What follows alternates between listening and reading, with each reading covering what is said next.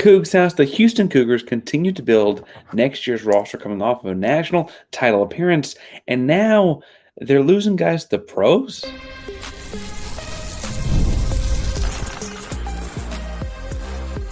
You are Locked On Cougs, your daily podcast on the Houston Cougars, part of the Locked On Podcast Network, your team every day. Welcome to Locked On Cougars, today the podcast about your Houston Cougars. I'm your host, Houston-born teacher and coach Parker Ainsworth. Whether you're a Houston fan or just a hater who came to stop by, thank you for making Locked On Cougars your first listen of the day. Appreciate you making your first listen each and every day. If you want to join the conversation, but you don't know what to say, tell us in the comments down below what your favorite thing to do in Las Vegas is, because we're talking about Las Vegas' own Milos Uzan today throughout the show. First, we're going to talk about what the latest news on him in the NBA is. Second, we're going to look at what's next for him and the Cougs if those things happen. And last but not least, while we're on the topic of NBA and the Houston Cougars, we will spend some time talking about those Houston Cougars that have been in the NBA most recently. Today's show is brought to you by Monarch Money. We got more on that fun later, though, because the pressing issue is that Milos Uzan on Sunday morning officially, through his agent, told Jonathan Givony over at ESPN that they are declaring for the NBA draft. Yeah, you heard that right. Now, I'll just a few things here. One, it's not super uncommon for guys to declare for the draft with an agent. That does not mean in an NIL world that he cannot come back to college, unlike it used to. It used to be when a guy signed up with an agent, that was it. He was no longer an amateur, couldn't come back to college. However, with the NIL world being what it is, it's actually, frankly, pretty encouraged that kids have agents, right? Because that's how you handle these deals and make sure that you do the basketball thing while the agent does the money-making thing and so on. As far as what this means, it means that he will head to NBA draft combine stuff May 11th through the 18th. He'll receive an evaluation from NBA scouts, and they'll have until May the 28th to decide formally whether or not he will pursue that evaluation and go to the NBA. His ESPN projection currently has him between the 40th and 45th pick overall. NBA Draft Net, which is right some years, is wrong some years, has him more like between 45th and 65th. But that's important because there's only 60 picks in the NBA draft. But even the ESPN projection has him as high as 40th. And that's important because the first 30 picks, the first round, get guaranteed contracts, while the second round does not. And so that, like, where he falls on that line, the evaluation, will be really, really important in this, right? Because do you take a chance at money in the second round as opposed to taking some NIL money, running it back with Houston, and then going out for the draft again a year from now when you're out of college eligibility, right? It did not formally say this in the piece by ESPN and Givony, but I do feel like it's worth mentioning that Calvin Sampson wants his guys to do this more often than not. He encouraged Jamal Shed to do it back in 2023. Jamal Shed got an evaluation. He came back to the Houston Cougars. He was everything in 2023-24 on that magical Big 12 campaign before ultimately rolling his ankle in Sweet 16. He ended up being a mid-second round pick. Different people tell you different stuff about whether or not that was arranged a little bit once he got into the second round, but he ended up with the Toronto Raptors. We'll talk more about him later in this episode, but worked out pretty well for him. Marcus Sasser, the same thing in the summer of 2022. He was encouraged by Coach Sampson to get that evaluation, got that evaluation, came back, was an All-American and all-everything before hurting his groin heading into the NCAA tournament. Houston also got the Sweet 16 that year. Sasser was a 25th overall pick after having been projected to be a second-rounder the year before. So you saw it move him up in the NBA draft. Ladiki Giroux did this between the 2020 offseason and the 2021 Final Four run. He went and got evaluated, came back, and while he was still not quite the same thing as Marcus as far as improving his draft stock a whole lot, it definitely improved his game. And frankly, it probably plays a big role in the fact that he's stuck around flirting with that G League at bottom of the NBA league kind of line back and forth a lot, right? And so I think that's what you're seeing out of him. To be fair, you also saw Nate Hinton go in 2020 and stay in the draft, and Armani Brooks go in 2019 and stay in the draft. even though their evaluations were second round or later kind of guys. Neither ended up being drafted. Neither Nate Hinton nor Armani Brooks got drafted. They've been kind of flirting with that NBA and G League line. Somewhat funny that their NBA, the longest NBA sticking point for either Nate Hinton or Armani Brooks were with the Houston Rockets, right back in Houston. That's not today's show. I do think, though, that, had they taken that evaluation and come back, Armani would have been a senior in the 2020 season, probably would have gotten COVID granted eligibility for the 2021 season. Things could have worked out for him. Nate Hinton left in 2020. Had he come back, he'd have been on that Final Four run. Who knows what happens with him and all of that. Milo specifically, we're talking about his case, was second team All Big 12 last year, averaged 11.4 points, 4.3 assists, shot 42.8% from the three-point line. His assist turnover ratio was one of the best for starting point guards in the country at 3 exactly. So he had 3 assists for every turnover. And he is 6'4". Unlike a lot of guys we've talked about so far, he has positional size that you can't teach. For instance, at 6'4", of the 460 NBA players, nearly 100 are shorter than him, and nearly all of those play the same position. He's also got great wingspan, stuff like that. We'll see what the Combine says, right? Because a year ago, the most famous one of these was that Bronny James was listed at 6'3" and change at USC, and then ended up being closer to 6'1" at the Combine. I don't think that's going to happen to Milos. Haven't gotten to see him up close and in person, obviously. He's probably closer to 6'3", 6'4", but that will, I think, change some. If that were to be a dramatically different evaluation, right? Because part of his benefit as a pro, he's already got the positional size. He broke 15 points 8 different times this season, had the killer games against Arizona, wins the game against Tech. Purdue was a great game, and then he also had the game winner, shut down some big-time guards in the NCAA tournament, like Zakai Ziegler and stuff like that. Really, really had a good year, and I imagine, if I were a betting man, that he is going to take this evaluation, ultimately come back to Houston and work on the things the NBA guys told him to work on, sit down with Sampson and company, here's what they tell me to do, right? And I say that because there's a line in the Gavoni article at the end where it mentions that, it very intentionally mentions, I should say, that if he returns to college, he will return to Houston, right? That indicates that it's already been discussed. He's not entering the transfer portal if things go south, and he would be coming back to the University of Houston. And I think that he's already got that out there, as opposed to A, not mentioning it at all, or B, putting his name in the transfer portal, indicates that there's some understanding between him and the staff, without having formally heard anything from the Sampsons, that he will be back at Houston, unless he just has a bunch of scouts say, hey, we'll take you in the first round. That would be unexpected at this point, but something he also could not turn down, right? And so I want to talk about more about how I specifically see this playing out in the second segment, and kind of what Houston Cougar fans can expect. We'll also bring up my handy-dandy charts and projections of the roster, because I know you love those. But before we get to all of that, I do want to remind you that today's show is brought to you by our buddies over at Monarch Money. If you ever check your bank account and you wonder, where did all my money go? Between dining, eating out, shopping, entertainment, Final Four gear, whatever the case may be, it's easy to lose track, and that's where Monarch Money comes in. Your personal CFO, giving you full visibility and control over your finances. But Monarch Money is not just a budgeting app. It's a complete financial command center. You track all your accounts, investments, spending all in one place. So you just stop managing your money and you can start managing your wealth. I like all in one place. I like easy apps. I like that Monarch Money is both of those things. Now, you can take control of your finances and Monarch Money. Use code LOCKEDONCollege at monarchmoney.com for 50% off your first year. That's monarchmoney.com, LOCKEDONCollege, for half off your first year. Parker Ainsworth, Locked On Coogs, here talking about Milos Uzan declaring for the NBA draft.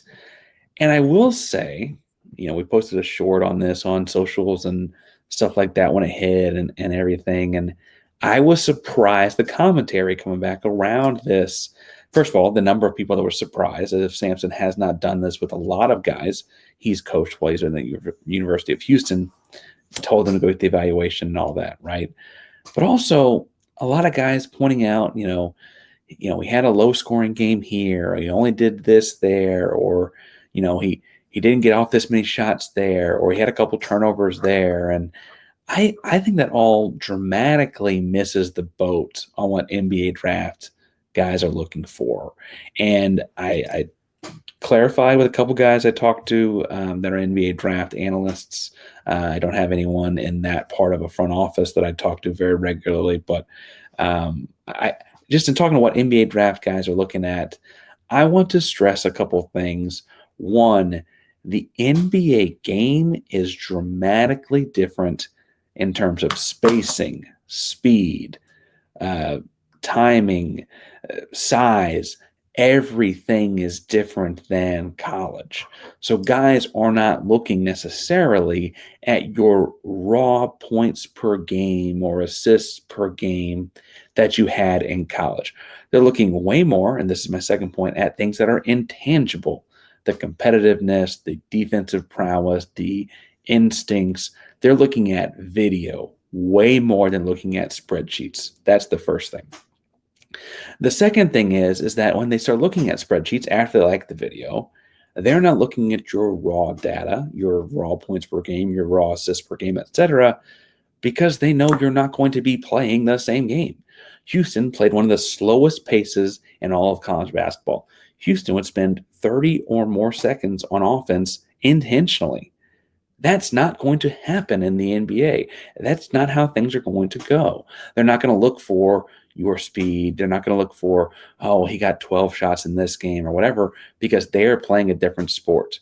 They're going to look at synergy stats, how far away your defender is when you shoot, how far your defender is away when you break on the ball, how far your defender is away from when you're attacking the rim, how you finish through contact at the rim, where you finish through contact, where on the rim, which hand you're doing it with, looking at so many other fine details of things. They're not concerned with those big. Now, obviously, when they're looking for a competitive athlete, you raising your stakes in big moments, Big 12 championship games, on the road in Lubbock, whatever, that will all serve Milos as well. And I'm not saying that he didn't have any games where I wish he'd had a couple more points here and there, but I do think that that's going to serve, those kind of games will serve him well as good examples of what he can and can't do. They're going to look a lot more, though, at the body of work than one or two games in March and April. They're going to look a lot more at the video itself, what they find like microscope on him, than how many field goals he got off in this game or whatever, right? And that's not even to say that I think he's a first-round pick yet necessarily. I do think he is a much more draftable guy now than he was a year ago, and I think it stands to reason that he'll be a much more draftable guy a year from now than he is right now, right? Like, I think those are all possibilities, but I think the people that are focused on, like, well, he had 8 points against so-and-so, it's like, okay, that's not what anyone cares about that's drafting him, right? That's not a concern for those guys looking to like find advantages in the margins when they draft a guy like Milos Uzan. Now, if he were to go to the NBA, what's next for Houston? First of all, I want to stress that I think he'll come back. If I'm a betting man, I think he's back, but I do think it's worth having a plan in action for if he goes, what do you do? Because as we look at the roster right now, next year's team does have a lot of guards on it. Manuel Sharp, Milos Uzan, Pop Isaacs, KJ, Mercy, Kingston, Isaiah, Bryce, right? However, you'll notice a lot of those guys are further down because they're younger. As far as upperclassmen goes, you've got Pop Isaacs, you've got who's new to the program, but not new to college basketball, Milos Uzan, Manuel Sharp. Your other guards, Mercy, KJ, sophomores. Isaiah Kingston, freshman. And I'm not saying those guys can't play. I anticipate at least 2 freshmen starting next year. I am saying that you're going to see those guys make freshman mistakes, and that's not going to last for a long time with Calvin. And when you look at this roster without Milos on it for next year, that gets even thinner. Now, I will say I still think they ultimately go into the year next year with 14, whether that's Milos or not, or someone else has to go or whatever, right? I do think they enter the season with 14 because if you'll notice, Calvin always does. But if Milos were to make that jump to the NBA, I could still see Houston moving on from 1 or 2 guys in this transfer portal window. And ultimately, giving that kid a great opportunity somewhere else to get more time on the floor, whether that's being following Qantas to Louisiana or whatever, right? And I think with how young those guards are, I'm going to pull that chart up one more time. With how many young guards you've got, you don't just want Emmanuel and Pop Isaacs to be your only two upperclassmen guard type players. I think you'll see Houston go after, if Milos were to officially declare for the draft, a veteran guy that can come in and play point guard. Maybe not a lot of minutes, but the kind of guys you want on your roster to kind of help steady the boat, guy that wants to play for a winner, an upperclassman type guy. For instance, I think like Pop is really more of a scorer, Pop Isaac that is, and the more video I watch of him, the more impressed I am by how quickly he can heat up and score. But I also think it's actually disadvantageous to him to play the point guard spot the more I watch, right? I think he's better off the ball movement. When he catches in a true triple threat, it puts the defense in a bad spot. I think Kingston would then, if Milos Uzan goes to the NBA, play a lot more of the starting point guard role. And Kingston athletically is more than ready, and he's going to have a tremendous long career, both hopefully in Houston, but definitely in the NBA as well after that, right? You'll have some mixture of Mercy and Cordell playing the point guard spot as well. All that is to say, I think even with Kingston being Kingston at the point, and Pop and Emmanuel playing around him at the 2 and the 3, Isaiah playing some in there as well, probably playing a lot in there, some as well. You're going to want some veteran point guard out there. The way I think about this is the way Houston used Reggie Chaney next to Jarris Walker. Rest in peace to Reggie Chaney, always, which is still weird to say. But Jarris came in as an immediate one-and-done guy, but he's going to start. He's going to get a lot of minutes.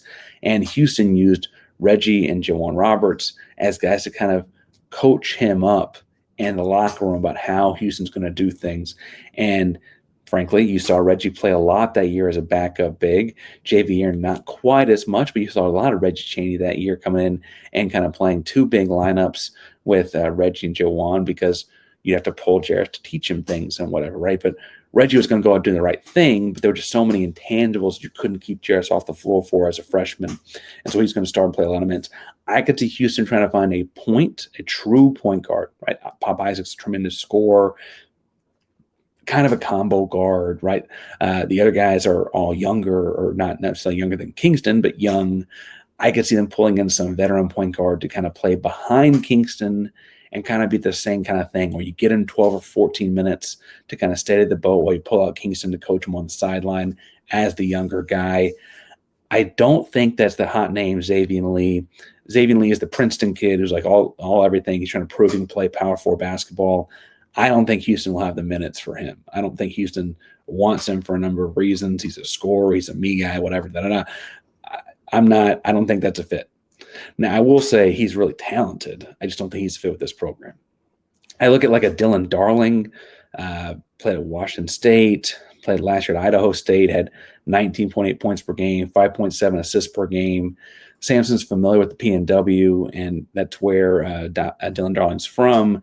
I could see him as an upperclassman want to come in and play extended time with a winner. Right, Chase Forte, same kind of thing. An all-conference defender, South Dakota. He's what do you have? 3.5 assists per game. His 3-point percentage has gotten better every year. The all-conference defender, South Dakota, makes me think he could fit into the culture pretty well here. Do you see him come in as a guy that can play a rotational, backup point guard role behind Kingston, because you trust him while he's out there to do a lot of the right things? I looked at like Corin Johnson's an interesting name to me. Some people think of him as like a shooting guard. Some people think of him as a point guard. He might be a combo in that sense, but he played at Wasatch Academy, was an upperclassman, while Isaiah Harwell was an underclassman there. And you could see maybe some of those wheels turning as well. He was Sixth Man of the Year as a sophomore at where he was at Washington, but then he last year was at Louisville before missing most of the year hurt. And then another name I think is interesting that's still out there in the portal was Aiden Mahaney. And some people hate Aiden Mahaney. Some people love Aiden Mahaney. He was a great defender guy at St. Mary's back when Houston played them a couple times. Apparently, he's looking at smaller places, but I wonder if you could convince him to play for this winner. That is Houston. He fits the program very well in terms of being a great defender that takes smart shots. Last year, he shot 36% from the three-point line at UConn, but only got to play about 12 minutes per game. He had, in those 12 minutes, 4.5 points and 2 assists, which is great, right? But, you wonder if he's like, okay, do I want to play 12 minutes for a top-tier program like a Houston, or do I want to go look? I think it's I'm looking like UC Santa Barbara, right? So that's up to what he wants to do. That's all to say that there are guys out there that fit a mold for Houston if Houston needs to get off of Milos Uzan because Uzan's going pro. I think ultimately Uzan comes back. I think ultimately Uzan just here's what they have to say and decides he's going to come back to Houston. But I do think Houston's going to have things in place for if he doesn't and if they need to enact plan B for whatever it is. Now, I want to talk more talking about NBA. NBA regular season wrapped up over the weekend, and Houston's got some fun Cougs that just wrapped up their a big year for several of them across the league. I want to kind of give a glimpse and a snapshot of some of them. But first, before we get to all that, today's show is brought to you by our buddies over at Supply House, because you need to get the supplies from the site you need, all made for these skilled trades. What about skilled guys in the NBA, 3-and-D, corner specialists, whatever. Skilled trades need Supply House, whether you're into plumbing, HVAC, electrical work. Supply House, the reliable way to get the products you need online. Their easy-to-use websites packed full with helpful resources and latest product info to get the job done right, plus a complete inventory of over 200,000 parts from over 400 top brands. You find exactly what you need delivered fast from coast to coast. Need help with an order? Supply House offers expert support and industry-leading service, so you can always talk to a real person. And for trade pros looking to get the extra edge, their free TradeMaster program offers exclusive perks like a dedicated phone line, free shipping, discounts on every order. Thousands of skilled professionals are already taking advantage, and now it's your turn. Join the TradeMaster program today at supplyhouse.com/TM. Start ordering plumbing, HVAC, and electrical supplies in just a few clicks. Join TradeMaster programs today at supplyhouse.com. Use promo code SH5 for 5% off your first order. Supplyhouse.com. Parker Ainsworth locked on Coogs. In the news of the day is Milos Uzan is going to go take his shot at the NBA. And that makes us want to talk about the Houston Cougars that are wrapping up a great year in the NBA. It's great to see Houston Cougars playing at the professional level. I want to talk about 4 guys who are wrapping up pretty stellar seasons that have all been at Houston in recent memory. The first of which is Marcus Sasser. As the Pistons are heading to the playoffs, the Pistons had a great year. The Pistons took Marcus 25th overall in 2020. I guess that was summer of 23. This year he played most of their games. He had 13 games. He had over 10 points. A season I have 27 and 2 other games of over 20. I had 15 or more minutes 24 different times. Played a lot more as the year went on. He was, frankly, in the middle of their large scuffle. They ended up with some guys suspended down the stretch. He was kind of an important microwave off the bench kind of score for them at a few different points this season. Sasser continued to play great defense and be a bucket getter when need be. Go check out Kuka Hill and the Locked On Pistons podcast for more there. Jarvis Walker is the next guy I want to talk to because he was also drafted in the summer of 2023. He was a lottery pick to a Pacers team that's had a really impressive season. They started off like 10-17 and finished off winning 50 games this season to make the playoffs. Pacers are in the playoffs and poised to do pretty well in it, actually. And Jarvis has found his way into the rotation, kind of in and out, depending on health, and he's just kind of consistently good when they need him. Had some stellar games with their G League program, kind of so good in the G League they had to move him out of it. And he broke 10 points 20 different times. He played more than 15 minutes in 38 different games. I think the thing when you talk to a Pacers fan, though, as I've done some online to try and get a gauge on it, he's a noticeably positive defender relative to a lot of their other wing guys. They got a ton of wings in Indiana and ultimately had to probably move off of some. Jarris is so defensively talented, I don't think they're going to be able to move off of him. They're doing a lot more with him on the perimeter, too, if you're watching them play this year in the playoffs. He's a much more perimeter-oriented guy for them than it was for Houston, which is kind of a high post player. The rookie, though, Jamal Shed, I mean, he broke 10 points 21 different times, had a great 2025 across the season, 2024-25 season. He had a great 2025, had over 10 assists twice. He had more than 15 minutes in 57 different games. He's really got an outside shot, though, at being second-team all-rookie because of how great a defender he is. He's constantly getting their best matchups. He was such a good defender, they were able to move off of Davion Mitchell as their other bench guard. I mean, he kind of took that spot from Davion Mitchell. He really positionally has a great chance to be second-team all-rookie this year. You know, Stephon Castle's probably first team. He's the Spurs guy.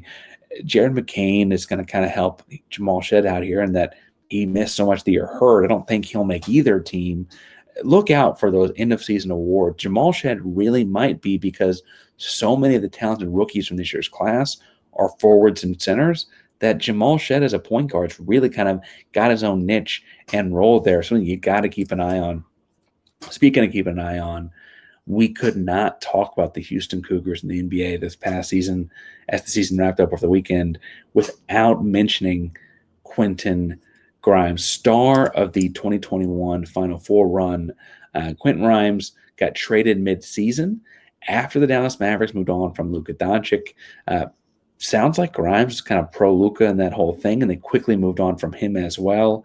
And all he did was go to Philadelphia and have 22.4 points per game while he was there. He also had 4.6 assists and 5.1 rebounds as a Philadelphia 76er down the stretch of the season. Those are his averages as a Sixer. His first part of the year with Dallas, when they didn't play him a whole lot, kind of pulled his numbers down.